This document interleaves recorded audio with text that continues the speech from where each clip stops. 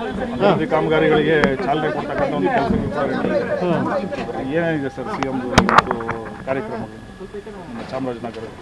ಇದು ಸಹಕಾರ ಸಪ್ತಾಹ ಕನ್ಕ್ಲೂಡಿಂಗ್ ಸೆಷನ್.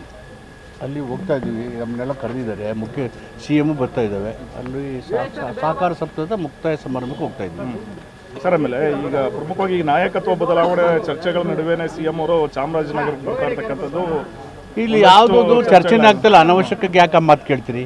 ಚರ್ಚೆನೇ ಆಗ್ತಾಯಿಲ್ಲ. ನಾವು ಹೋಗ್ತಾ ಇರೋದು ಅಭಿವೃದ್ಧಿ ಕೆಲಸಕ್ಕೆ ಮತ್ತು ಸಹಕಾರ ಸಪ್ತಾಹ ಅಂತಿಮ ಇದು ಕನ್ಕ್ಲೂಡಿಂಗ್ ಸೆಷನ್.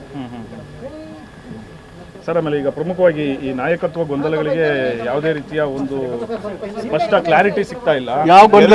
ಸರ್ಕಾರಕ್ಕೆ 2.5 ವರ್ಷ ಆಯಿತು, ಯಾವ ಗೊಂದಲನೂ ಇಲ್ಲ. 2 ವರ್ಷ ಸಂಪೂರ್ಣ ಆಗಿದೆ ಇವತ್ತಿಗೆ.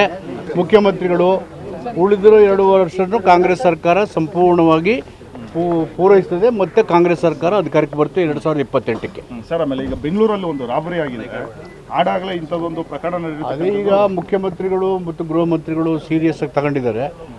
ಯಾರು ಆ ಥರ ದರೋಡೆ ಪ್ರಕರಣ ಆಗಿದೆ ಆ ಕಳ್ಳರನ್ನ ಹಿಡಿದು ಶಿಕ್ಷೆ ಮಾಡಿ.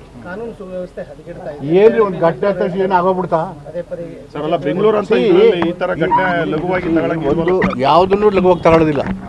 ಒಂದು ಸ್ಮಾಲ್ ಇನ್ಸಿಡೆಂಟನ್ನು ಲಘುವಾಗಿ ತಗೊಳ್ಳಲ್ಲ. ಕೆಲವರು ಇದನ್ನು ಕಾನೂನು ಸುವ್ಯವಸ್ಥೆ ಹೊಟ್ಟೋಗ್ಬಿಟ್ಟು ರಾಜಕೀಯಕ್ಕೆ ಬಳಸ್ಕೊತಾರೆ. It's not correct. ಒಂದು ಘಟನೆ ಆಗಿದೆ, ಅದರ ಬಗ್ಗೆ ತೀವ್ರವಾಗಿ ಸರ್ಕಾರ ಕ್ರಮ ತಗೊಳುತ್ತೆ. ಕಲ್ಪ್ರಿಟನ್ನು ಎಲ್ಲಿದ್ದರೂ ಬಿಡದೆ ಅವ್ರನ್ನ ಹಿಡಿದು ಶಿಕ್ಷೆಗೊಳಪಡಿಸ್ತೀವಿ.